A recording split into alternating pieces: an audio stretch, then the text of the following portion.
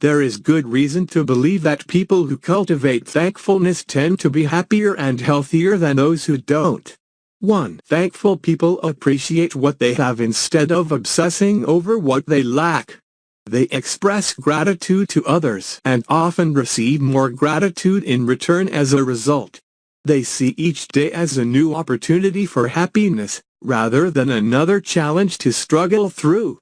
While some people may naturally be more thankful, don't assume that you cannot nurture a more thankful perspective in your own life. It may not be easy, but you will be thankful that you made the effort. 1. Take a minute to be thankful for your life. Sometimes a good way to get back on track and feeling better is to take a break. You will need to identify things to be grateful for, and sometimes the break itself is a good reason to be thankful. At work, school, etc., go for a walk around your building or step outside for 15 minutes to breathe the fresh air and muse about how thankful you are for the opportunity to take a break, to stretch your legs, to feel the sun, etc. Take a moment to notice the little things you're thankful for, like your morning cup of coffee or your pillow when you lay down to go to sleep at night. 2. Tell someone you appreciate them. So often life gets busy that you forget to tell people how much they matter to you, or that you've noticed what they do and it means a lot to you. Expressing your thanks to others will cultivate an atmosphere of thankfulness that can spread out gradually. For example, if your spouse packs your lunch for you, call or text them something like, "Honey, I know packing a lunch doesn't seem like much to you, but I really appreciate how you always try to make my morning just a bit less hectic." 3. Talk about gratitude with family.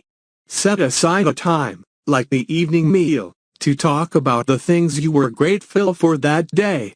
Let each family member have a turn to discuss what made them thankful that day.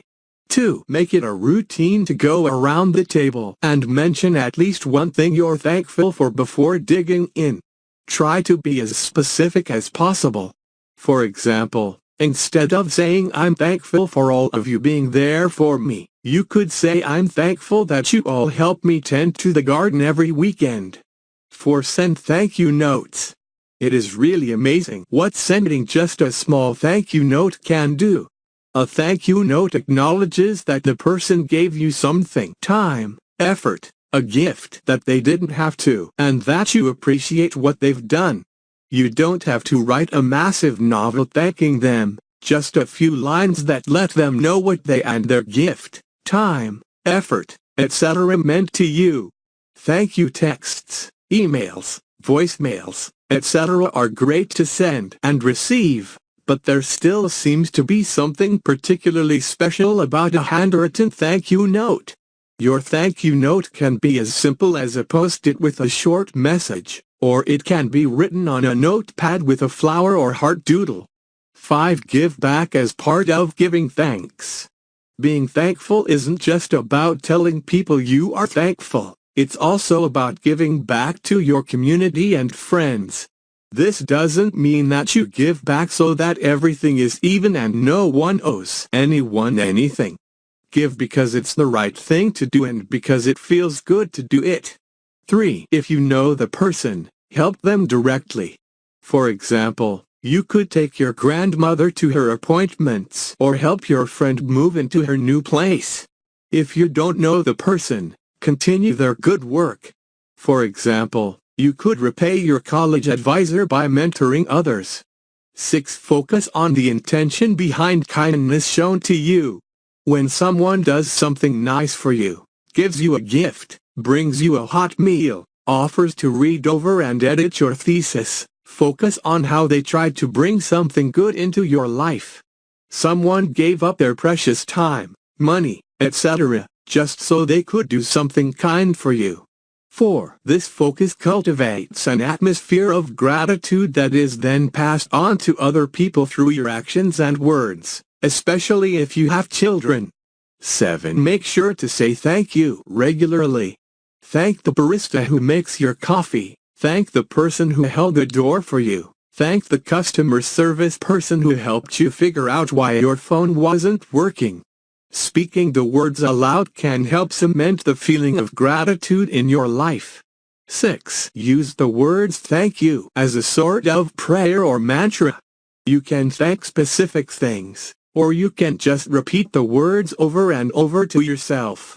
For example, you could give thanks for the food you ate this morning, the rain for watering all the trees, your rain jacket for keeping the rain off, and so on. By cultivating gratitude and by speaking it aloud, you can do things like ease anger, anxiety, depression, and other health problems. When you say thank you to people, make eye contact and smile so they can feel the sincerity. 8. Find reasons to be thankful, even when it's difficult. Sometimes it can be really hard to be thankful in your life. These are the times, however, when it is even more important to cultivate gratitude, because that will help you get through the hard times better than getting angry or upset will. 7. To cultivate gratitude for something like a difficult or boring job, make a list of the good things about the job. It gives you money so you can buy food and have a roof over your head. It gives you a chance to take the bus into the city and see the early morning sun, and so on. For something like a breakup or a death of someone you love, you should allow yourself time to grieve and be sad. Being grateful doesn't mean doing away with emotions like sadness, anger, etc. It simply means making them more manageable. After you've given yourself time to grieve, make a list of the things that you learned or are grateful for from the relationship, and then what you are thankful for about the relationship being over.